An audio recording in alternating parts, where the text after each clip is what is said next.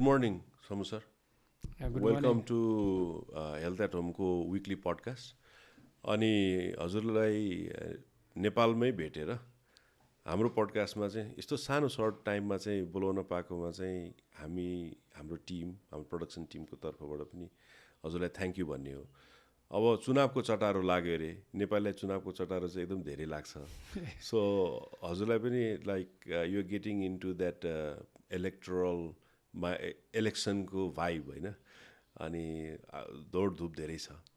गभर्मेन्टले भनेको एपोलिटिकल पोजिसन भनौँ न हजुरको. You are going for regional office election of WHO called Southeast regionको अफिसमा अफिस बेयर चिफ भएर जानको लागि नेपाली गभर्मेन्टले नोमिनेट गरेको पात्र you're a persona. So how does it feel to get a nomination from a government and as a citizen? How does it feel to be nominated? Thank you. So you prefer coffee? I'm going to pour it for you. Thank you. Okay. Thank you, Dr. Bishal, Dhakal ji. पहिला त म यहाँ बोलाउनु भएकोमा धेरै धेरै धन्यवाद दिन चाहन्छु. र जुन यहाँले प्रश्न गर्नुभयो म how do I feel about the nomination as a citizen of Nepal, म एकदमै आभारी छु, कृतज्ञता ज्ञापन गर्न चाहन्छु नेपाल सरकारप्रति. र यो मेरो लागि ठुलो अवसर हो. र मैले आफूलाई एउटा नेपाली नागरिकको हिसाबले धेरै गौरवान्वित मान्छु. किनभने म जस्तो धेरैजना हुनुहुन्छ एक्सपर्टहरू सबैजना. र अहिले मलाई नेपाल सरकारले चाहिँ नोमिनेसन गरेर मलाई डब्लुएचओको रिजनल डाइरेक्टरको पदमा चाहिँ नोमिनेसन गरेर पठाउनु भएको छ. त्यसको लागि धेरै धेरै आभारी छु. र म एउटा नेपाली नागरिक भएको हिसाबले मलाई आफूलाई गर्व लाग्छ कि म एउटा नेपाली सच्चा नेपाली नागरिक हुँ भनेर. यस्तो कर्मठ नेपालीहरू सेल्फ मेड भनौँ न. अब हामी धेरै कम चिन्दछौँ. हामी ठुलो देशको मान्छे भनेर हामीलाई भन्नै आउँदैन या बुझ्न पनि आउँदैन. जस्तो हजुर कहाँ हुनुहुन्थ्यो, के गर्नुहुन्थ्यो, यत्रो प्रोफाइलमा सडनली होइन आउनुभयो र you're representing Nepal to go for an election regional अफिसमा. यो पर्सनालिटीलाई चिनाउने मौका पनि हो. हाम्रो हेल्थ सेक्टर भएकोले हामीले यो पडकास्ट चाहिँ हेल्थ सेक्टरसँग रिलेटेड एनिथिङ मा हाम्रो यो ग्लोबल लिडर्सहरूमा पनि हामी फोकस हुन सक्छौँ भनेर हजुरलाई बोलाएको. ग्लोबल लिडर्स भनेको जस्तो अब पब्लिक हेल्थ इन्स्टिट्युसन्सहरूमा चाहिँ प्रोफेसर्सहरू हुनुहुन्छ या हजुरहरू जस्तो चाहिँ टेक्नोक्राट्सहरू हुनुहुन्छ जसले डब्लुएचओलाई राइड गर्नुहुन्छ. त्यो दुईवटा पाटो कुरा गर्छु म. You as a Nepali, where you came from, where you're doing, what you're doing, what's your profile, what are academics, एउटा सानो भन्नु पर्यो. अर्को चाहिँ as a global technocrat, which I am sure 99% of the people so far don't know about you, होइन. And that will lead to a next conversation is what is there in front of you, right? Election and whatever the outcome, your outlook, होइन. So who are you as a person? Where you born? Profile हजुरको के हो? Thank you Vishalji. पहिला त म एउटा साधारण नागरिक हुँ नेपालको.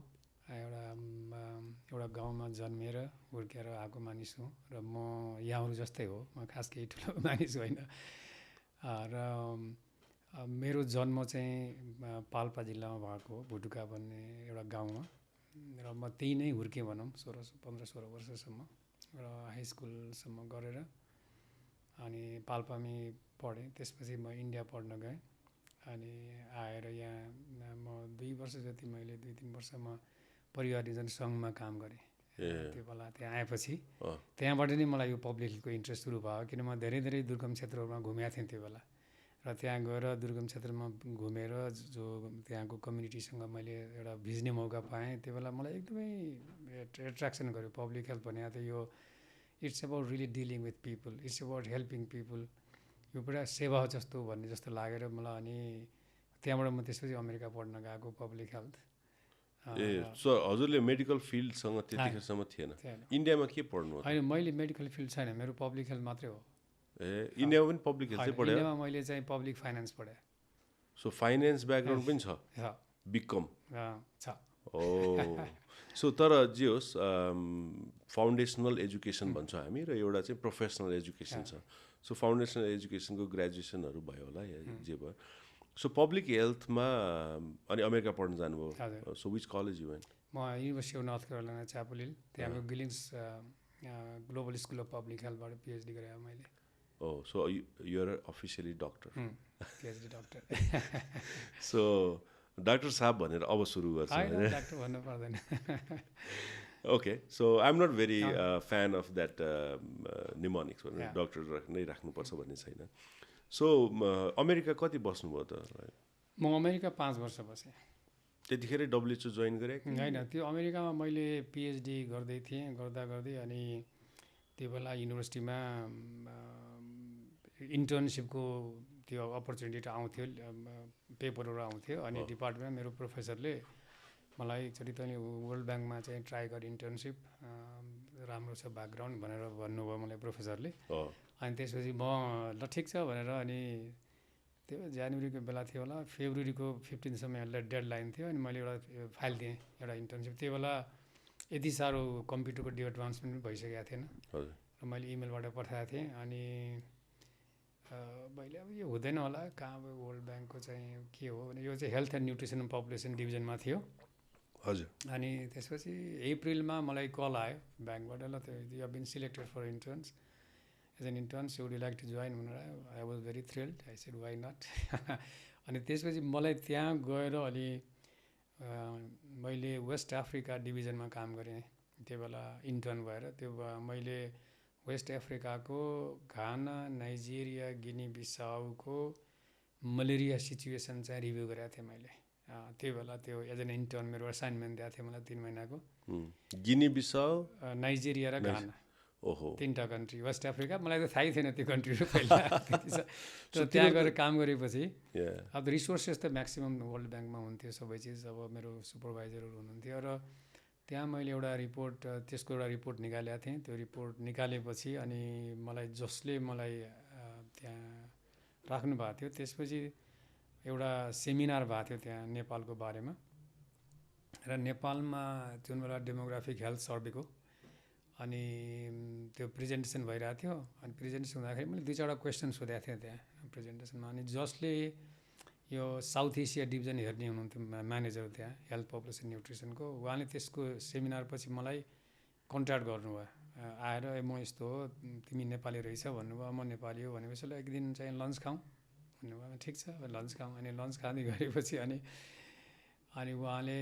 होइन तिम्रो ब्याकग्राउन्ड चाहिँ राम्रो छ हामीलाई एउटा मान्छे चाहिराखेको छ तिमीले पिएचडी नसिद्धिए भने बिच चाहिँ तिम्रो हलिडे भएको बेलामा मसँग कन्सल्ट भएर काम गर्न आऊ भन्नुभयो अनि मैले त्यसपछि कन्सल्टेन्ट भएर काम गर्ने अपर्च्युनिटी पाएँ ब्याङ्कमा वर्ल्ड ब्याङ्क त्यो बेला मैले बङ्गलादेशको हेल्थ न्युट्रिसन एन्ड पपुलेसन प्रोजेक्टको त्यो ड्राफ्ट भइरहेको थियो त्यसमा एज अ टिम मेम्बर भएर मैले काम गर्ने मौका पाएँ र मैले पिएचडी सकेपछि अनि त्यही डिभिजनमा फेरि मलाई अनि उहाँहरूले नै होइन तिमीले अब यति गेन पनि गरिसक्यौ अनि त्यसपछि अब तिम्रो चाहिँ आइडिया पनि भइसक्यो हामीले चाहिँ तिम्रो काम राम्रो लाग्यो तिमी चाहिँ अहिले आएर हामीसँग काम गर लङ टर्म कन्सल्टेन्ट हुन्थ्यो त्यो बेला 3 वर्षको पिरियडलाई भनेर मलाई फेरि 3 कन्ट्रीमा अफर आयो भएपछि ल ठिक छ भने त्यसपछि वर्ल्ड ब्याङ्क वासिङटन डिसीमा अमेरिका बस्ने सबैलाई रहर हुन्छ होइन अनि ठिक छ वासिङटनमा बस्नु पाइन्छ भने अनि त्यहाँ काम गरेपछि मैले 1 वर्षदेखि काम गरेको थिएँ 1 वर्ष नपुग्दै फेरि मलाई म्यानेजरले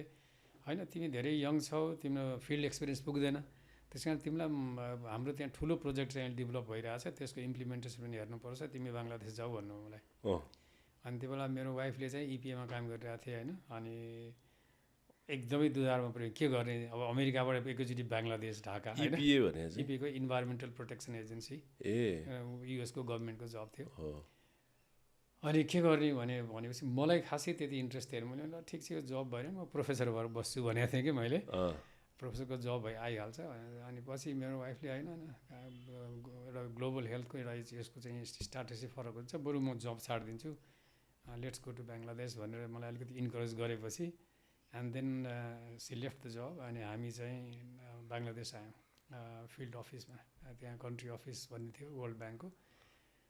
2-3जना पब्लिक हेल्थ स्पेसलिस्टहरू काम गर्नुहुन्थ्यो। म I was the youngest one of course. त्यहाँ 1 वर्ष म काम गरेँ। 1 वर्ष काम गरिसकेपछि यो जुन वर्ल्ड ब्याङ्कको जुन धेरै ठुलो प्रोजेक्ट थियो बेला $220 मिलियन को प्रोजेक्ट थियो हेल्थको बाङ्लादेशमा वर्ल्ड ब्याङ्कले फन्ड गरेको। अनि त्यो बेला first time health project fund गरे हुनाले गभर्मेन्टको चाहिँ इम्प्लिमेन्टेसन क्यापासिटी अलिक रिलेटिभली कम जस्तो थियो भएर वर्ल्ड ब्याङ्कले के गर्यो भने अरू एजेन्सीले गभर्मेन्टलाई सपोर्ट गर्ने, जस्तो WHO, युनिसेफ, UNFPAले सपोर्ट गर्ने भनेर WHO को जुन हेल्थ कम्पोनेन्टहरू थियो सबै WHOमा सारेर $85 मिलियन चाहिँ WHO लाई ल तिमीले चाहिँ गभर्मेन्टसँग चाहिँ यसलाई सहयोग गर भनेर दियो। अनि त्यसमा त्यो अब यसलाई कसले म्यानेज गर्ने थियो भनेर अब त्यहाँ they were looking for people somebody. अनि मलाई गभर्मेन्टले पनि चिन्ने, अब वर्ल्ड ब्याङ्कले त म वर्ल्ड ब्याङ्कको मानिस भइसकेपछि उनीहरूले चाहिँ ल तँ गयो भने ठिक हुन्छ भन्ने भयो। अनि WHOले पनि मलाई 1 वर्ष काम गरेर चिनिसकेको थियो। अनि त्यो गर्दाखेरि मलाई ल this is the guy who has to go and lead this programme भनेर अनि मलाई चाहिँ पठाइदियो त्यहाँ WHOमा। अब मलाई त्यति इन्ट्रेस्टेड थिएन पहिला ब्याङ्कको चाहिँ अलिकति त्यो बेला इमेज राम्रो थियो नि, वर्ल्ड ब्याङ्क पैसा आउँछ मान्छे यस्तो भन्ने होइन। अनि WHOमा ल ठिक छ यहाँ WHOमा मलाई अलिकति हायर लेभल अफर भयो र अलि भनौँ न एउटा पर्मनेन्ट पोजिसन जस्तो फिक्स टर्म पोजिसन पनि अफर भयो। त्यसपछि म WHOमा स्विच गरेँ। अनि WHOमा स्विच गरिसकेपछि जब म त्यो प्रोग्रामहरूलाई इम्प्लिमेन्टेसन गर्नलाई फिल्डहरूमा जान्थेँ मलाई त्यो ठ्याक्कै मेरो परिवार नियोजनको याद आयो कि मलाई रिमाइन्डर आयो कि again dealing with people. And I started really enjoying the job, going the making sure that अब हाम्रो टिबीको कन्ट्रोल प्रोग्राम थियो, लेप्रोसी कन्ट्रोल प्रोग्राम थियो, प्राइमेरी हेल्थ केयरको प्रोग्राम थियो, मेटर्नल एन्ड चाइल्ड हेल्थको प्रोग्रामहरू थियो होइन। त्यो सबैलाई कसरी इम्प्लिमेन्ट गर्ने, कसरी WHOले सपोर्ट गरिरहेको छ गभर्मेन्टलाई, कसरी म चाहिँ वास्तवमा धेरै पटक त्यो बेला चाहिँ डट्स प्रोग्राम भन्ने थियो टिबी कन्ट्रोलको, डट्सको प्रोग्रामको अब्जर्भ गर्नलाई धेरै पटक त्यो मोनिटरिङ टिमसँग गएँ गाउँ। त्यस्तै 1 पटक 2 पटक त म पोलियो ड्रप दिने पनि गएको छु। ओहो, आफै त्यहाँ सबैजना त्यहाँ गएर पहिला प्लेन, त्यसपछि के अरे बोट पछि रिक्सा होइन। त्यहाँ बाङ्लादेशको त्यसरी त्यो बेला थियो। कुन इयर हो यो चाहिँ? त्यो चाहिँ 1993-94 1993-94मा। वाह, या त्यो बेलाको कुरा होइन। अनि त्यसले रियली मलाई फिल गरेको my goodness the World Health Organization भने एजेन्सी त some really serve the humanity. यसले त मानिसलाई उसको स्वास्थ्य इम्प्रुभ गर्ने लागि गोल छ, एउटा नोबल गोल रहेछ भने। अनि I was absolutely thrilled to work for WHO, त्यो स्टार्टिङ फ्रम द बिगिनिङ। त्यसपछि त्यहाँ 4 वर्ष काम गरेपछि मलाई हाम्रो रिजनल डाइरेक्टरले, जुनमा म अब क्यान्डिडेट हुँदैछु भनौँ, उहाँ चाहिँ ढाका आएको बेलामा उहाँ सबैसँग कुरा थिएँ, सबैले मेरो नामलाई अलिकति एप्रिसिएट जस्तै गरेँ, लिएर यसले राम्रो काम गरिरहेपछि। अनि त्यसो उहाँले के भने मलाई पनि रिजनल अफिसमा तिमी आऊ अब, किनभने हामीलाई राम्रो मान्छे त रिजनल अफिसमा पनि चाहिन्छ। यहाँ मैले एउटा चाहिँ पोजिसन छ त्यहाँ हेल्थ सिस्टम पोलिसी एडभाइजरको, तिम्रो ब्याकग्राउन्ड पनि मिल्छ, त्यो भ्याकेन्सी पनि तिमी एडभर्टाइज हुन्छ, तिमीले एप्लाई गर भने मलाई उहाँले भन्नुभएको थियो जानुभन्दा पहिला, फर्किनुभन्दा पहिला। ठिक छ भने त्यो नोटिस आएर मैले एप्लाई गरेँ, सिलेक्सन पनि भयो। दिल्ली आएँ म।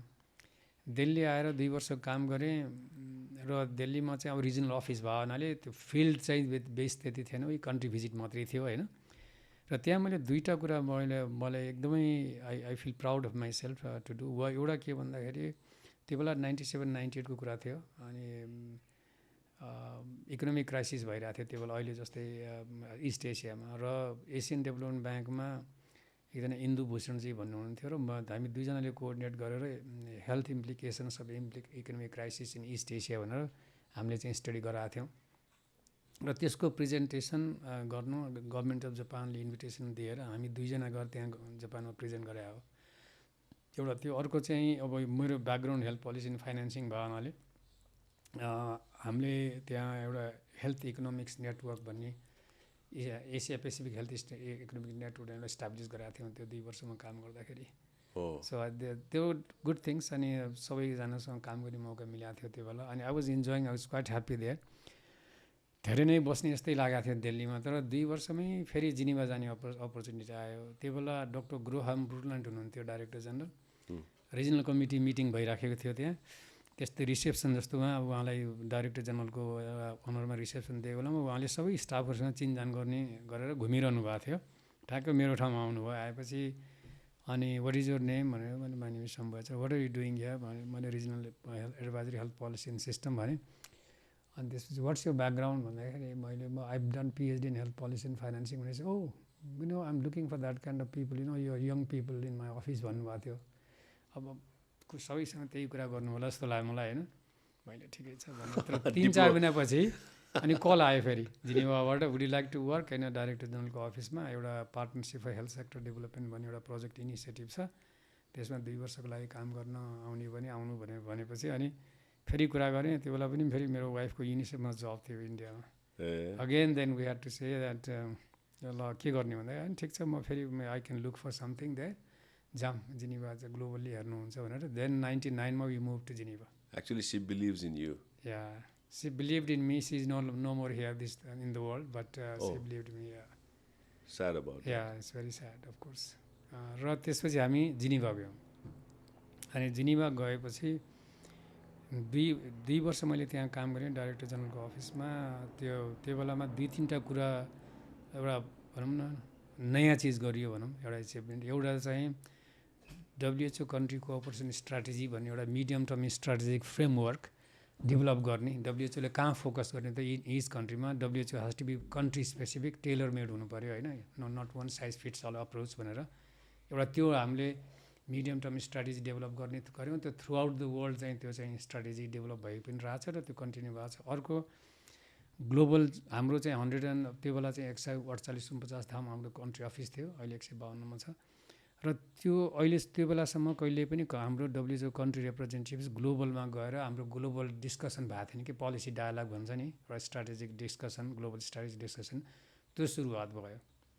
र 2-3टा कुरा नयाँ कुरा गर्ने मौका पाएपछि फेरि म अलिकति मलाई टेक्निकल फिल्डमा जान लाग्यो। म फेरि अनि हेल्थ सिस्टम पोलिसी एन्ड फाइनेन्सिङमा गएर म त्यहाँ साइन्टिस्ट भएर काम गरेँ। त्यति काम गर्दा गर्दै अब मैले 2 मिनटमा सिद्ध हुन्छु होइन। फेरि अनि मलाई त सुन्नु एकदम रमाइलो भयो।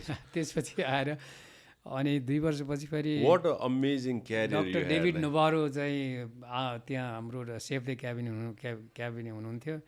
त्यो बेला डाक्टर मार्गरेट चान आइसक्नु भएको थियो क्यारे मेरो विचारमा। र उहाँले के भन्यो ए शम्भु त तेरो 3 लेभल्सको एक्सपिरियन्स छ, कन्ट्रीमा पनि काम गरेछ, रिजनल अफिसमा पनि काम गरेछ, हेडक्वार्टर्समा पनि काम गरेछ होइन। There are very few people in like you in headquarters, so I want to bring you back to the director general's office, त्यो त्यही डिपार्टमेन्ट अफ कन्ट्री कोअपरेसन भनेर। त्यसमा हामीलाई चाहिँ कन्ट्री फोकसमा काम गर्नलाई चाहिँ कन्ट्री लेभल एक्सपिरियन्स भएको मान्छे चाहिन्छ भने फेरि मलाई पुल ब्याक गरेर पब्लिक हेल्थ अफिसर बनाएर ल्याउनु भयो त्यहाँ। This is in Geneva always through since 99 I'm in Geneva. अनि त्यसपछि त्यहाँ काम गरिसकेपछि पब्लिक हेल्थ वर्षको काम गरेँ। त्यसपछि एउटा त्यो अनि प्रमोसन भएर कोअर्डिनेटर भएर काम गर्ने मौका पाएँ मैले। एउटा टिम चाहिँ कन्ट्री फोकस टिमलाई लिड गरेँ मैले। त्यसमा मोस्टली चाहिँ decentralisation of WHO's work in countries भनेर कसरी रिसोर्सेसहरू चाहिँ कन्ट्रीमा फोकस गर्ने, कसरी हाम्रो कन्ट्री अफिसको क्यापासिटी चाहिँ स्ट्रेन्थेन गर्ने, so that they can better support member states भन्नेमा फोकस गरेको मैले। अनि त्यो भइसकेपछि अनि 2015 मा मैले त डाइरेक्टर पोजिसन भेकेन्ट भएको थियो, मैले एप्लाई गरेँ। सो आई गट सिलेक्टेड 15 मा डक्टर मार्गरेट चानको टाइममा, त्यो बेला डाइरेक्टर जेनरल हुनुहुन्थ्यो। र त्यसमा department of country cooperation and collaboration UN system भन्ने थियो।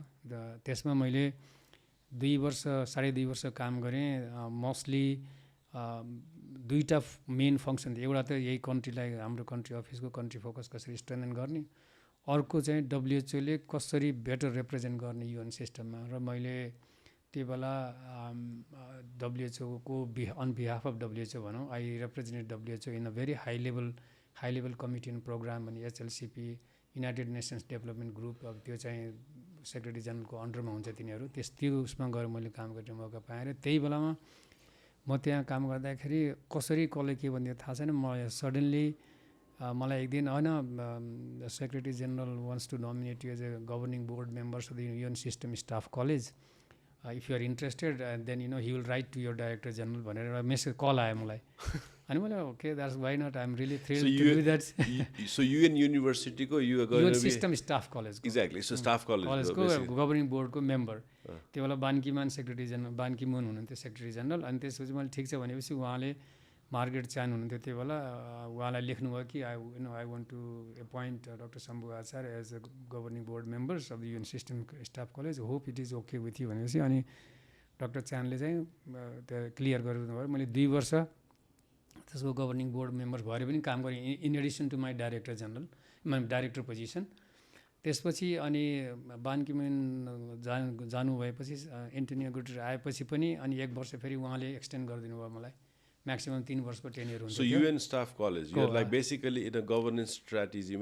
कसरी त्यो UN staff college should really improve the capacity of the UN system staff के गर्ने एसडिजीको प्रोग्रामलाई कसरी लैजाने एसडिजी हेल्थमा के गर्ने पर्टिकुलरली मैले हेल्थ एन्ड एसडिजीको जुन इन्टरलिङ्क छ त्यो चाहिँ not only for WHO health and SDG health the central of the development भयो नि कोभिड-19 पेन्डेमिकले त्यसले गर्दाखेरि हेल्थ कम्पोनेन्टलाई जुन ट्रेनिङ दिन्छ स्टाफ सिस्टम स्टाफहरूले how do you really integrate health within the part of the sustainable development goal भन्नेमा चाहिँ मैले धेरै नै टेवा पुऱ्याएँ र त्यसमा अलिकति फाइनेन्सिङ पार्ट पनि मेरो फाइनेन्सिङ ब्याकग्राउन्ड भन्नाले कसरी चाहिँ युएन सिस्टम स्टाफ कलेजलाई सस्टेनेबल बनाउने फाइनेन्सियली भन्ने कुरामा पनि मैले दुई तिनवटा कुरामा मैले कन्ट्रिब्युट गरेको थिएँ as a member of the governing board So why fundamental science is important for your public health domain भने चाहिँ you are an example because finance is in every step of decision making हैन अनि budget welfare fund insurance हैन charity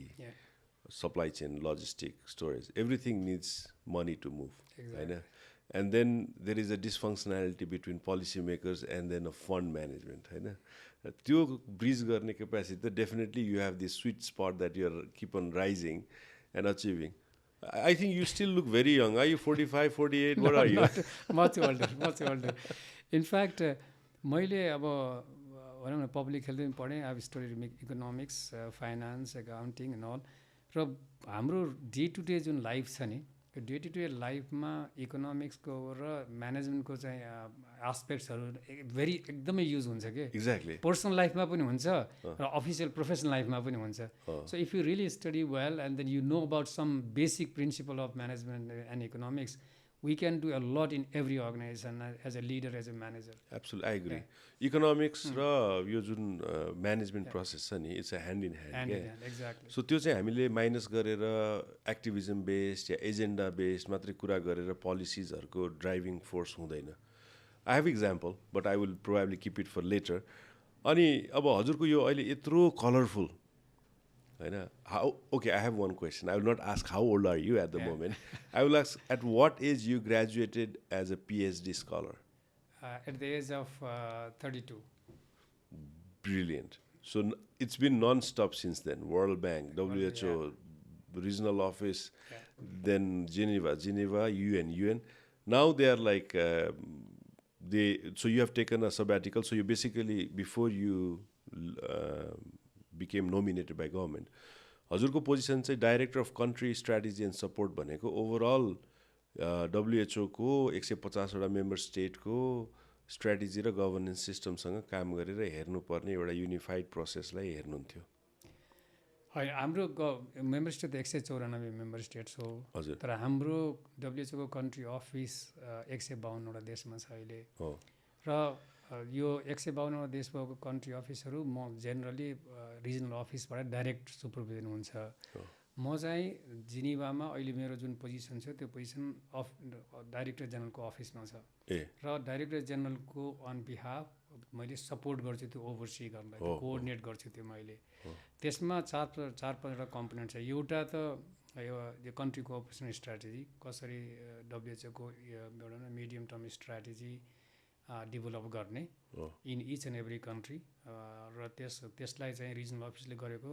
हामीले support गर्ने capacity support quality assurance overview अर्को कुरा capacity building leadership capacity building र capacity building in general for the country office कसरी हामीले हाम्रो कन्ट्री अफिसलाई स्ट्रङ बनाउने सो द्याट हाम्रो कन्ट्री अफिसहरूले मेम्बर्सलाई बेटर सपोर्ट गर्न सकोस् होइन, उनीहरूको निड्स र प्रायोरिटिज जुन छ त्यसलाई राम्रोसँग सपोर्ट गर्न सकोस्। अफकोर्स हाम्रो रिजनल अफिसर हेड क्वार्टर्सबाट ब्याकअप सपोर्ट हुन्छ, तर बियर मिनिमम चाहिँ सपोर्ट गर्नुपर्छ। अब अहिले हामीले डब्ल्युएचओले के गरिरहेको छ भने core country predictable country presence भनेर सेटअप गरिरहेको छ। त्यो एउटा चाहिँ मेरो पनि त्यसमा ठुलो कन्ट्रिब्युसन छ कि यदि हामीले कन्ट्री अफिस इस्टाब्लिस गर्ने हो भने हामीले at least we must have certain minimum number of staff there, र त्यो स्टाफहरू सस्टेन हुनु पऱ्यो र फन्डिङ पनि मिनिमम लोकल हुनु पऱ्यो।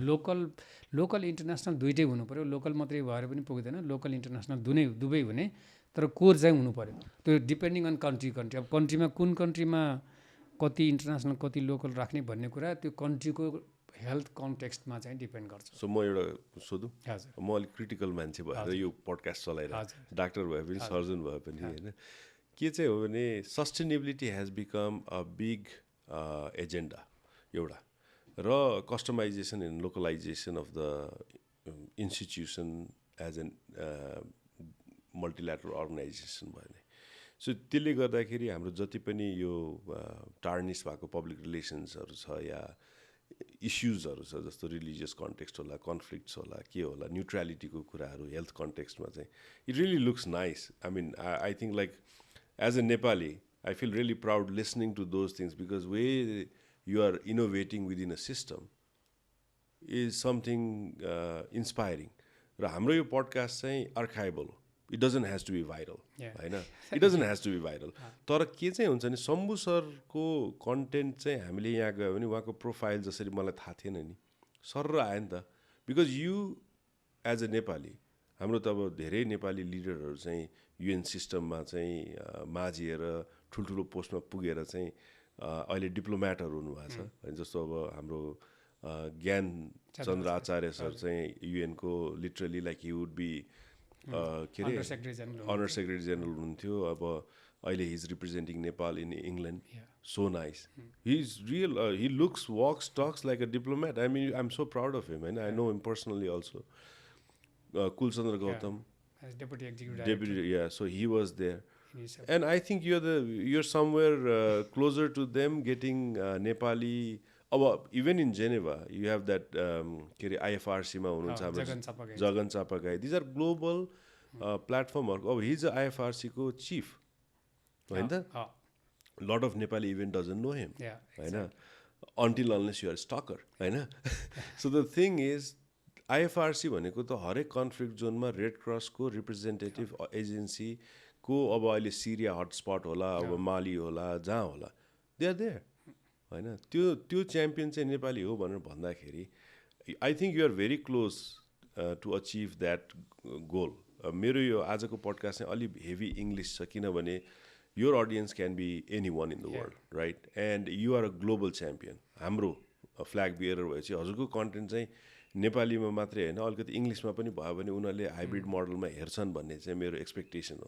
जस्तो हजुरको स्टुडेन्टहरूले हेऱ्यो भने पनि I went there, I did a podcast and you can see my profile, like you know, I mean I talked about lot of things there भन्ने। सो एउटा अपर्च्युनिटी चाहिँ म के देखिरहेको छु भने हाम्रो ग्लोबल नेपालीहरूले फाट भयो नि, अलिक सिरिजमा आउनलाई चाहिँ के गर्नुपर्छ होइन। अब जस्तो युआर एब्सोल्युटली डिप्लोमेट, हजुर सिआरओमा जानुभयो भने पनि जेनेभैमै अहिले रिप्रेजेन्ट गऱ्यो भने युआर मिङ्गलिङ विथ 150 स्टेट्स या 190 स्टेट्स। स्टाफ कलेजमा त्यस्तै अब हजारौँ विद्यार्थीहरूले चाहिँ नेपाली प्रोफेसर भनेर चिन्ने भए होइन। And you're actually implementing future of WHO होइन, where it looks sustainable, where it looks regional के अरे localised, and you're talking about giving it back to them, not carrying it yourself with your heavy agenda, heavy and policy heavy ideations, right? What all size doesn't fit all. One size doesn't fit all. One size doesn't fit all भन्ने जुन statements अनि, that perfectly is something I'm looking at. मेरो चाहिँ question हजुरको जुन अहिले election छ impending, government of Nepal how they choose you? पहिला त किनभने यो चाहिँ अलिकति बोर्डर लाइन के हो भने हामी पनि त थियो नि भन्ने नेपालीहरूको पारा छ क्या। अनि यो प्रोफाइल त धेरैलाई थाहा छैन। It's such a nice profile, it's presentable. आजको भोलि चाहिँ एकजना एमपिएच गरेको मान्छेले यत्रो प्रोफाइल त ड्राइभ गर्न सक्दैन नि त, And that's like you're a heavyweight, and I can see that. Yeah, so when the proposition came from the government, nobody can move that pillar. How can you ignore that? So I totally agree your candidacy, but how did it go? Thank you. अब पहिला त म के भन्न चाहन्छु भने हाम्रो भनौँ न अब ज्ञानचन्द्र आचार्यजी भयो, कुलचन्द्र गौतमजी हुनुभयो, जगनजी हुनुभयो, उहाँहरू त मेरो लागि पनि धेरै इन्सपिरेसन हुनुहुन्छ र उहाँहरूसँग मेरो पर्सनली परिचय पनि छ सबैसँग राम्रै, र सबै मेरो एउटा शुभेच्छुक पनि हुनुहुन्छ उहाँहरू, त्यो त मलाई एकदमै थाहा छ। र अर्को कुरा यहाँले बिचमा कुरा गरे WHO, अब अरू जे छ कि भएन, WHO चाहिँ बेसिकली साइन्स र एभिडेन्समा बोल्ने अर्गनाइजेसन हो। हामी मेम्बर स्टेट ड्रिभन भए पनि त्यहाँ अब कहीँ एउटा पोलिटिकल इन्फ्लुएन्स पुस्ट भए पनि the science and evidence must prevail in any kind of decision that we make. र इन टर्म्स अफ मेरो how did my name come to this is interesting one, किनभने I was also kind of surprised. I did receive a call 2.5 years ago from the Ministry of Health, the secretary saying, they are thinking of putting someone for the regional director position, and I'm one of the candidates considered by the Ministry of Health, and whether I was interested in. And then I said, for me, more than me saying yes or no, I said, somebody who is outside, and if my government is thinking about me, it's such an honor for me to listen to. So I cannot even say no when I get this kind of call from the government that's considering me as if that I am one of the candidates for the shortlisted candidates for the position, for the nomination, of course, not the position. So त्यसपछि मैले होइन ठिक छ, मैले अनि त्यसपछि के भने म त I'll be okay, fine, तर government must have a very strong campaign, because it's not a individual campaign, it's a government to government campaign. Of course individual has to do his or her part, but the bigger part is from the government side. This is no, it's okay, everything will be done. So त्यो भएपछि अनि I think the process चल्यो. In the meantime क्याबिनेटबाट पनि decision भयो, अनि त्यसपछि finally डब्लुएचओमा पनि गयो नोमिनेसन भएर होइन. अब अरू को हुनुहुन्थ्यो मलाई त त्यति थाहा भएन सर्ट लिस्टेड क्यान्डिडेट्समा, तर यहाँ as you rightly said, I think talent is everywhere. And I think Nepal is one of the countries where there is a huge talent. So I have another question to this. Yes, किन नेपाली जानु पऱ्यो त्यहाँ? Like त्यहाँ त अब शेख हसिनाको छोरी, अब she is like she comes from the family of a politician with a lot of networking capacity. Your opposition is 300 million population based. We are 30 million population based. Right? Why Nepal matters? Why Nepal can represent this regional body? अब एउटा त मलाई जहाँसम्म लाग्छ नेपालले अहिलेसम्म यो पोजिसनमा भएको छैन अहिलेसम्म, र यसले एउटा नेपाललाई ग्लोबल एरिनामा चिनाउने काम पनि गर्छ होइन. र अर्को कुरा र एज अघि हामीले भने जस्तो एउटा नेपाली त्यहाँ गएर एउटा लिडिङ गर्ने अपर्च्युनिटी भयो भने नेपालको नाम पनि रहन्छ, र त्यसपछि अनि यसबाट कुनै एउटा डाइरेक्ट या इन्डाइरेक्ट बेनिफिट पनि हुने पोसिबिलिटी हुन्छ. त्यसले गर्दा सायद एउटा भयो. र अर्को कुरा मलाई मेरो यदि व्यक्तिगत कुरा गर्ने हो भने अब म एउटा गाउँमा हुर्केको मान्छे होइन, एउटा साधारण नागरिक भनौँ होइन, साधारण नागरिक जसले साधारण जनताको स्वास्थ्य सम्बन्धी समस्याहरू के भन्ने बुझेको छ आफैले. बच्चामा जसरी म हुर्किँदाखेरि मैले जुन स्वास्थ्य सेवाका आधारभूत सेवाहरू मैले जुन पाइनँ, मैले त्यो कति लाभदायक हुन्छ पायो भने, र कति इम्पोर्टेन्ट छ र हेल्थी लाइफ हुनको लागि होइन भन्ने कुरा म बुझेको छु. त्यही भएर मलाई के लाग्छ भने म त्यहाँ गएर यदि लिड गर्ने अपर्च्युनिटी पाएँ भने मैले त्यही जनताहरू जसलाई स्वास्थ्य सेवाको आवश्यक छ तिनीहरूको नै जुन आवश्यकता बुझेर त्यो आवश्यकता अनुसार मैले त्यहाँ गएर पोलिसिज, प्रायोरिटिजहरू, प्रोग्रामहरू मैले बनाएर इम्प्लिमेन्ट गरेँ भने, हाम्रो चाहिँ 11वटा देशसँग सँगै मिलेर इम्प्लिमेन्ट गऱ्यो भने हाम्रो रिजनको स्वास्थ्य चाहिँ इम्प्रुभ होला भन्ने चाहिँ मेरो एउटा आइडिया छ र as I said although the number of countries look small only 11 if you look at the population is 1/4 the population of the world. Yeah, exactly. So if our region is healthy, 1/4 of the world is healthier already. So I think we really need to focus on the health and well-being of the population of this region, and we have to work hard to ensure that our population is healthier, so that the contribution to the healthier population of the world will be significantly basically made. Yeah. If we can achieve that goal. So for example, एउटा यो एकदम diplomatic answer भयो मैले नेपाली किन त भने नेपालीको जुन एउटा स्पिरिट छ नि नेपालीले किन जित्नुपर्छ नेपाली किन अगाडि आउनुपर्छ भन्ने कुरामा चाहिँ एउटा एकदम सिम्पल एन्सर चाहिँ भित्रबाट के हामी त यो गर्न सक्छौँ नि त्यसमा चाहिँ मैले के देखेँ भने नेपाली किन आउनु पर्छ भन्ने कुरा यदि यहाँले हेर्नुभयो भने अरू पनि देशहरू जति छ नि सबै देशहरूले आफूले एउटा ग्लोबल एरिनामा चिनाउने कोसिस गरे हुन्छ के होइन त्यसमा जस्तो भनौँ न ज्ञानचन्द्र आचार्यजी जुन अन्डर सेक्रेटरी भएर जानुभयो अनि नेपाललाई चिनाउनु भयो कुलचन्द्र गौतमजीको धेरै ठुलो देन छ र उहाँलाई भनौँ न ग्लोबली नचिन्ने सायद मान्छे छ उहाँलाई प्रोफेसनल एउटा डेभलपमेन्ट एरियामा त्यसले पनि त फाइदा छ नि देशको लागि होइन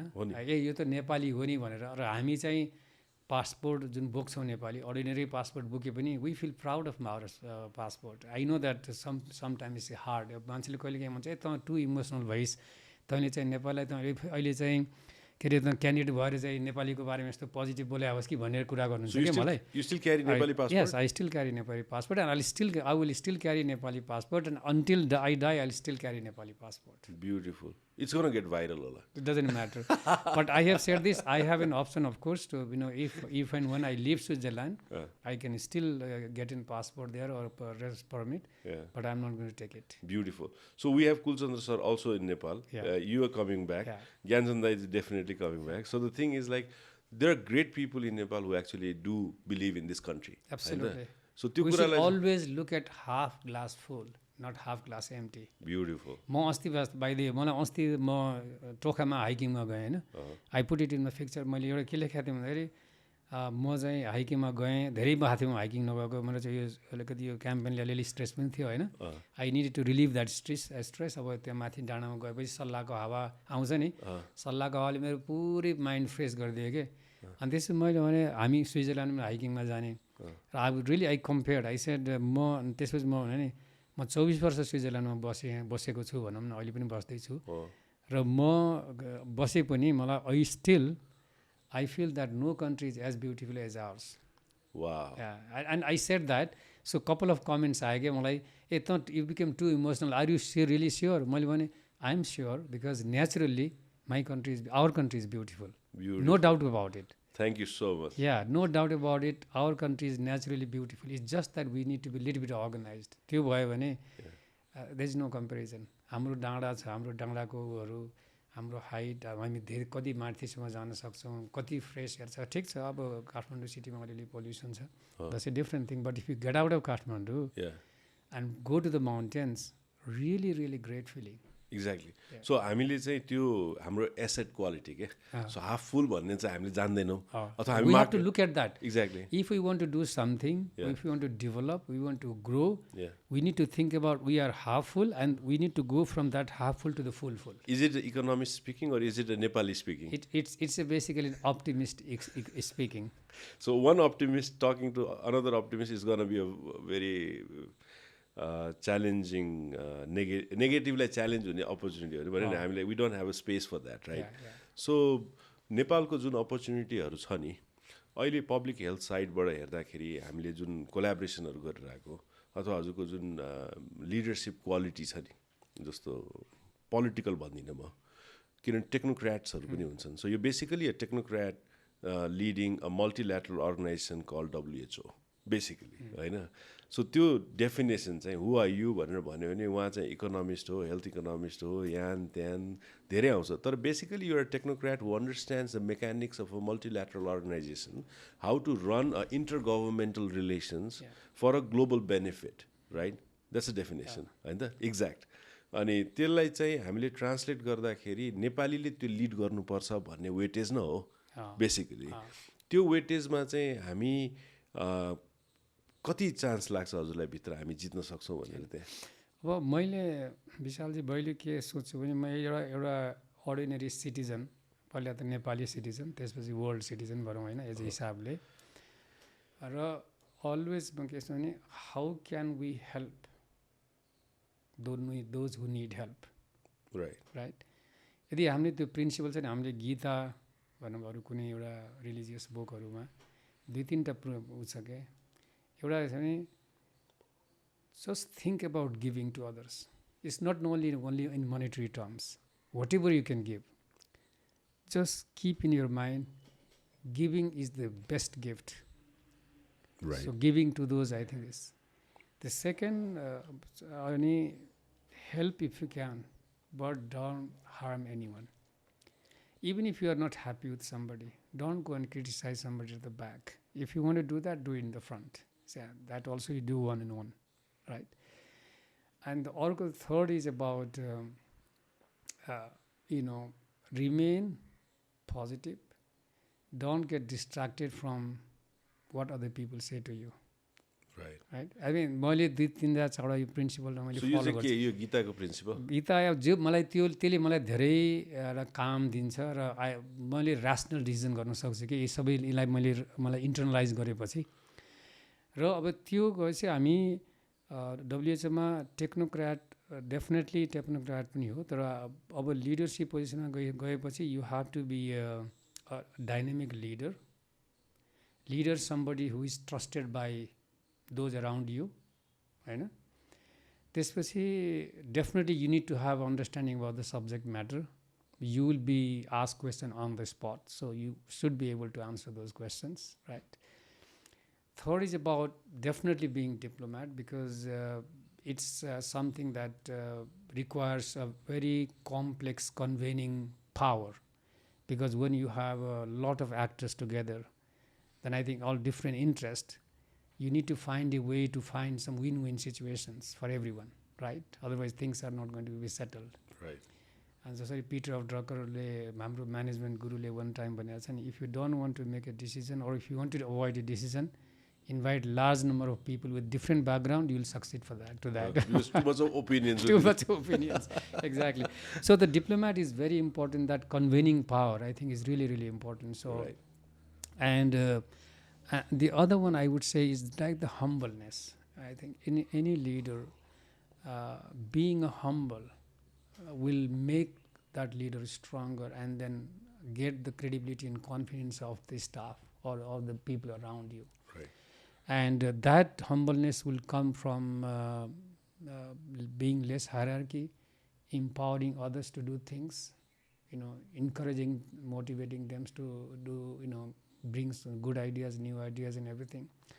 So that kind of style that I have really followed over the years, I feel that, for me, as I can see that so far I haven't really gotten any kind of a strong reaction or negative reaction as a director or as a coordinator while I was working before as a supervisor. And always people feel that I'm a very humble but very firm leader who believes in results, not in process, yet very kind as a human and trying to support the personal life as much as possible, professionally, ask for the deadline, quality and delivery. Are you a CEO? It's a one statement, right? Yes. So you look at the numbers. Yes. And that's very hard. Yeah. So well, I look at the numbers as a human. I see. Not as an inhuman. I'm asking, like, it's so institutional development go missing link भन्छ नि. So for example, like the whole WHO system, right? It's a big machinery. You will have a huge budget in hand, right? You will have nearly $500 million, you said, 1,000 people in your role. It's a huge organization undertaking, deciding on a strategy where world is one, if you think about it. Like if you see from the space, it's not two world that is like we are dealing with. But there is a division and there's a geography which determine that disease context, right? So for example, Indonesia, India, China, Nepal, होइन. अब यो कुराहरुमा चाहिँ हामी कहाँको जुन किसिमको food habit sanitation standard, health standard, एउटै छैन नि त. जस्तो Singapore is like a very high human development index. Japan, very high index. Japan, does it come in the Sierra? No, it doesn't Western come. Pacific. Western Pacific. Also Singapore. Singapore also goes. Oh, so they are like kind of, we are better ones, right? So we are left with the dealing, Bangladesh, India, Nepal. It's time. I think like our public health system is a lot better now. आजको दिनमा मैले एउटा argument राखेँ, मैले हजुरसँग check गर्छु है त, cross check. You're a global leader, so you probably know this. I was active socially during earthquake also, and actually in a UN humanitarian त्यो Ban Ki-moonको 6 वटा principle थियो टर्कीको Istanbul कन्फरेन्समा. One of the story was ours, personally mine, carried by UN. There was a humanitarian conference, Okay. right? So that was there was one story about how we rose during the earthquake. The second one is COVID. Like COVID ma चाहिँ, it's a technical disaster. It's a public health disaster. Public health disaster ma there was a test time for developing economies like Nepal, हैन, जहाँ चाहिँ हामी crash हुन सक्थ्यो नि त. हाम्रो इन्फ्रास्ट्रक्चर छैन, हामीसँग क्यापेसिटी छैन. तर I have a very interesting comparison notes. But you are a health economist and a health, you lead the big organization with a lot of data in your hand, हैन. I said Nepal was one of the finest managing country in the world during COVID. Because of our resilient nature, because of our social commitments and contracts, not because of what we had as a government. No, our government was equally irresponsible as others' government. हैन. Government को context नै हटाइदिएँ मैले. तर as a society, as a mortality, मान्छे मृत्यु दर नै भन्यो भने पनि Nepal was a global map मा हेर्यो भने one of the finest performer. What do you say?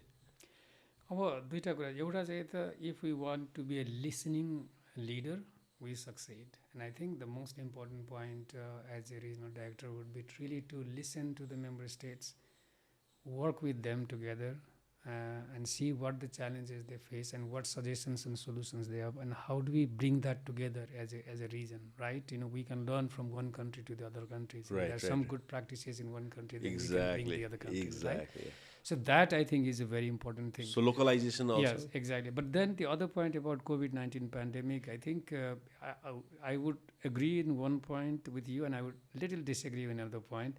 I would agree that Nepal did relatively good in prevention and control of COVID-19 pandemic, precisely what you said, and also the infrastructure that we have in the primary healthcare centers. And I think one of the strong points of public health in Nepal is really the basic primary healthcare setup that government has done. So I wouldn't say that government has not done. Government has done good in terms of setting up primary healthcare centers, and I think this referral system, the tracking and tracing, I think was much better because of our fundamental structure of the health system. As you said, the resilient health system comes through primary health care. Right.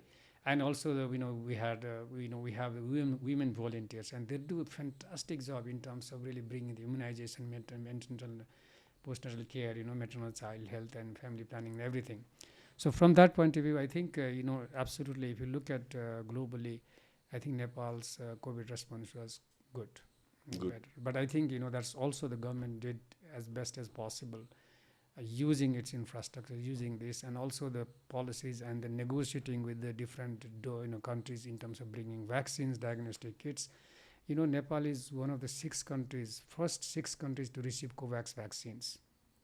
So that definitely deserves appreciation. So there's a lot of conflict on vaccine acceptance, right? Not conflict, resistance. Resistance, yeah. So the more developed you are, the more resistive you become on experimenting on your population, right? Whatever they say. एउटा anti-vaxxersहरूको छ नि त, like. So Nepal is so compliant. One, we are resilient, and we are compliant. Mask लाउनु पर्छ भनेपछि 100% mask, हैन. Vaccine लिनुपर्छ, vaccine लिएछ मैले. एउटा हैन, डाक्टर मकाजु हुनुहुन्छ हाम्रो उता धुलीखेल हस्पिटलको. He said, like, I took 3 different Bishal. We are so nice. And then he told a story about like how Dhakal hospital. So I really like that institution as an institution, healthcare model. So you were saying like we are so compliant, so nice population. Like they said take Indian, we took Indian. They said take Chinese, I took Chinese. Then later I got Pfizer, German and all. So I studied in Germany, so I like German. So I said took one. भनेपछि के चाहिँ भने so हाम्रो यो जुन public health प्रतिको जुन जिम्मेवारी छ as a country, we really have done a great job building a primary care system, building a tertiary care system, navigation systems, women volunteers supported by other, friend nations and all. So, like we look at developing country as same. Just so I'm a very big fan of a Swedish researcher and a statistician who has written a book called Factfulness. So the world has moved on, right? And we still stuck into, actually we probably developmental index wise the Nepal अहिले 80s go west होला, होइन, or maybe better because we have all the gadgets what they use. We're talking in podcasts like with the latest instruments that any Western setup would do. So we are not far, actually maybe 5-10 years in something and few years ahead in something. We might be doing a technology advancement because it liberates your capacity and creativity. But the thing is when you look at those things, we are really organized state.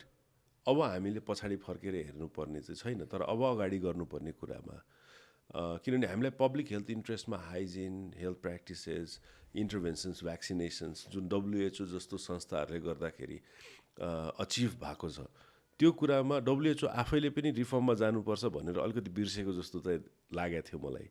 So people like you guys coming on board definitely changes that paradigm, that पुरानो हात्ती हुन्छ नि बुढो हिँड्दै लस्याङ गरेर हिँडिरहेको जस्तो. So it needed that invigoration. I really see if you guys come, maybe there are more dynamic young leaders over there, no doubt about it, it will be competitive, fierce. But outlook, grassroots देखिको माथिसम्मको outlook, जस्तो the Theodore, the Dr. Tedros, who is a chief, he comes from Ethiopia. Yeah. He has a very strong connection to the roots. And he always likes to come, Nepal पनि आएर चाहिँ जानुभयो. So he always has this connection which makes him very grounded on why WHO is needed, right? At least he will not go wrong on that. You are a similar champion, but you add one more angle to it. And I really see that you add economics angle to it. You add a sustainability. So it's an innovation within a system. So it's very hard to innovate in an institution. How positive are you with your mindset that you can change WHO into a new age multilateral organization? See, Vishal, without the change, right, we are left behind. We will be left behind. Absolutely. Because I think the change has to be constant. And I think we cannot say that what we are doing today should continue for next 50 years. Then I think we will be completely isolated or will be completely, in a kind of medieval situation. If you look at WHO over the last 4, 5, 6 years, I think, Dr. Tedros has made substantial changes. Substantial. I think he brought the concept of results. He brought the concept of engagement with everyone. He brought the concept of health and well-being, just not simply treating the patients, but also how do you want to make citizens feel that the health is important for them, and how do you want them to give information so that they know how to be healthy. Right. And how do you ensure a healthier population, and also about, this emergency, how do we address and handle. I think currently there are 2 instruments that are under negotiation, Pandemic Treaty and then International Health Regulation 2005, to make sure that, if and when a next pandemic occurs, the world should not be in such a situation. I think that's really important. And for me, I, as a person myself, I'm always hungry for change. I'm always hungry for new ideas, Okay. Yes, and I always feel that there is room for improvement, and I always feel that, there's something can be done in a different or better way than what we have done today. Right. And that's my personality, and that's my thinking. And I think, this is something not just simply for change for the sake of change, but change for the sake of better. So your goal in overall, like it's one of the largest moving public health issue, like even leaving Africa side, because population is less there, it's easier to intervene and get the things done. Technically, Southeast Asia is very dynamic, population density wise, right? It's very compact, So when you think about that strategy, what comes in your head is your priority list. If you come into that picture. So for example, I'm thinking about, so I'm a global, I travel around the world. I've seen things. I've studied in 4 or 5 countries, speak 4 or 5 languages. So basically, I'm seeing world as a microcosm, But Southeast Asia is like so compact, so messy. One of the worst nightmare for a public health expert in that seat to be answerable is a huge undertaking.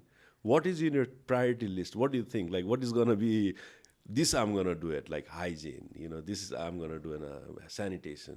What are your priorities? No, I mean, for me, I see the Southeast Asia region, I think, as an opportunity because it's a growing economy. Exactly. You see that, right? Yeah, The Southeast Asia region has a huge young talents, absolutely. right? Southeast Asia region has one of the best technological advancement, Right. and Southeast Asia has now also becoming really the what we call the pathfinder, or maybe I would say differently, the front runner for innovation and production of advancement of the medical technology and medicine and vaccines and Yeah, others, right? Yeah. So again, as I said earlier, if you look at half full glass, right, there's huge opportunity for us to really work and to improve health services in South Asia. If you look at these things, and indeed, as you rightly said, there is still some pocket of communicable diseases still to be addressed. Increasing non-communicable diseases is an issue. Environment is an issue. Emergency is an issue there, right? So my priorities would be that first thing is that I really want to bring social movement for health. Really, not only health education, but also education for health. How do we make people understand exactly? Just simply don't go to the treatment center. Talk about how do you change your lifestyle, right? How do you change your behavior that can make you healthier, right?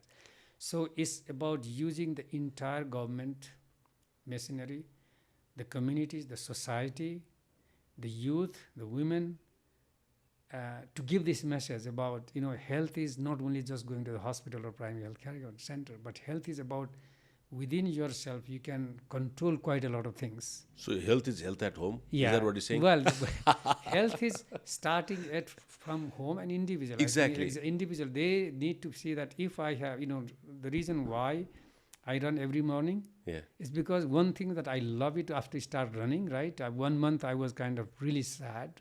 After that, I started really finding such a great feeling after that. The second is that I know that after running in the morning for 45 minutes or so, I feel so fresh, I'm productive, I don't feel lazy, I'm always energetic until evening.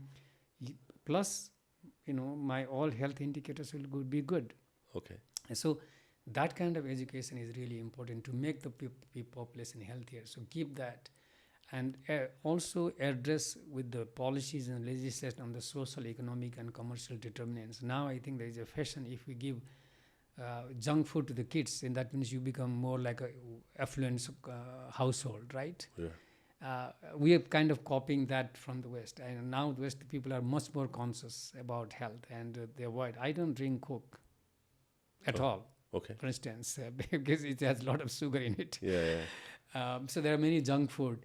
So how do we educate the family members that giving junk food to the kids is not a good thing for health? Okay, it might not have any effect now. When they grow up, it would have some issues. And then that's not only for the family and the individuals, but also on the longer run, the government has to bear a lot of health care cost because, the population will have chronic conditions, right? The way the non-communicable disease is increasing. And these chronic conditions are like expensive because they need lifelong, kind of medication. Exactly. So that's not only from the individual and family point of view, it's also not good for the government, in terms of investing in health.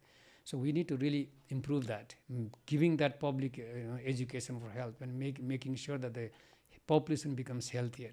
So the second is about really the resilient health system, what you talked about earlier. Yeah. Based on primary health care, bring that care at the doors, close to the doorstep of the population, and then in that expand from maternal child, family planning, antenatal natal care to the basically primary prevention and treatment of the non-communicable disease, preparedness aspects of the emergency response and all. and then some of the treatment of the communicable disease. That's, I think, is another important area. And the emergencies, of course, the protection of emergency population from the emergencies, whether it is a public health, whether it is humanitarian, or whether it is through climate. Climate is a big issue now. Climate really crisis is contributing to health crisis because of the climate change, temperature wise now. When you grew up in Kathmandu, you didn't have dengue, did you? Yeah. Now you have it. It's because of climate change, right? Yeah. And now our mountains, glaciers are melting. Yeah. Right, the floods are coming. Yeah. These issues is something really we need to work together with member states to address it, and get the best advantage of this technological advancement, and then the youth and the women talents we have to improve health services. It sounds so political. Tara, it is apolitical. Kinabhane human health is a political agenda. Absolutely. And whenever we talk about those things, it really gets to work with the political people, national leaders, stakeholders. अब यो सबै कुराहरू गर्दाखेरि चाहिँ you really need a lot but of. But health has to be a little bit politically connected because, right? If you look at, I've observed a number of countries, health is about, the human body, right? And everybody is concerned about making sure that the health, people's health, is good. Yeah.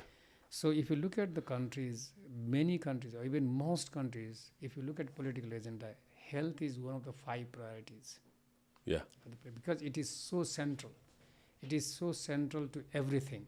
And COVID-19 pandemic has demonstrated that everything was standing still because of health. Yeah. From that point of view, it cannot be separated, but it shouldn't be too much. And it has to remain the central of the development agenda of the government, of the international community, and of the United Nations system. So global, you're a last parting note. Say, I know you're rushing. So 2 minutes and then we're done. Globally, औसत longevity has gone up. Like Nepali is 77 now. Life expectancy. That was because of immunization, communication, hygiene, simple, toilets, everything included. Our lifestyle became much more organized. Right? That gave us a global increase in economics, right? Our per household capita became better. Globally, WHO, I have not seen ever that because of the longevity, there is an economic gain in the country's economy. True? What we are missing here, 45-year-old average Nepali would not have achieved what we are achieving and talking today. 77-year-old average Nepali can do a lot. Am I right? Well, there are 2 things. One is about, I think the longevity is very important, and I think it's very good that the world has progressed substantially in terms of increasing life expectancy. But we have to see also the healthy life expectancy. Right. Because if the non-communicable disease continues to grow and becomes a major problem, if people are living longer with lots of medicines and lots of chronic conditions, that doesn't give really productivity, right? Absolutely. So basically what needs to happen is we need to work on, of course, the life expectancy, but those people who are living, they must live with healthy life. So quality of life matters. Right. Healthy life expectancy, what we call it. Exactly. And then the other element, I think if you look at Japan, Singapore, and other countries where the life expectancy is so long, they're also looking at how do you make healthy aging, right? Those people who are older does have role in the society and community. Give them the opportunity to do something, right? I think the whole purpose of having a population is the productivity is the one that brings the per capita income high. Right. So if your population is healthy, they can be more productive. And if they are more productive, your country can produce more. As a result, there can be more per capita, isn't it? Exactly. So that's why I think all of us, we need to strive working for increasing the life expectancy, of course, but making sure that those who are living longer are also living healthier. I poked in this conversation is because your depth on the knowledge of current issues, dynamic population health issues, is also something that people can see in you. And you're enlightened when you talk about it. Right. So, your spirit, when people see a portfolio, who's this guy? They might do random Google. when they spend 1 hour, they will get to know exactly how technically sound you are, how futuristic you look, how organizational development wise you can think, and what are the instruments that you are thinking about. And that's such a beautiful story. And I think if I can put it together, I think the way people have to see it is a complete picture of one amazing Nepali, amazing global citizen who's ready to take up any seat in a multilateral organization like WHO or UN. So I'm very glad to have you, sir. And I think we did a great job by just making our podcast in English a little bit more than what I do usually. Because, see, you are already Nepali. We're sending you to go and conquer the world. You know what I mean? So the thing is, if you're going to do it, you're going to do it in style, right? So the style is, we are a global citizen. We can take control of the institutions and make it better. So best of luck. We need yours, at least for us. And we wish you luck from our side all the way to Geneva again, back. And possibly in New York, why not? I mean, like, WHO is not your limit. I think like you can actually go back to UN and actually also do a great job there as a Secretary General there. I don't know. Sky's the limit. So best of luck. And we're going to end our podcast. Anything in a parting note? Thank you, Vishalji. First of all, I don't think I need to be realistic.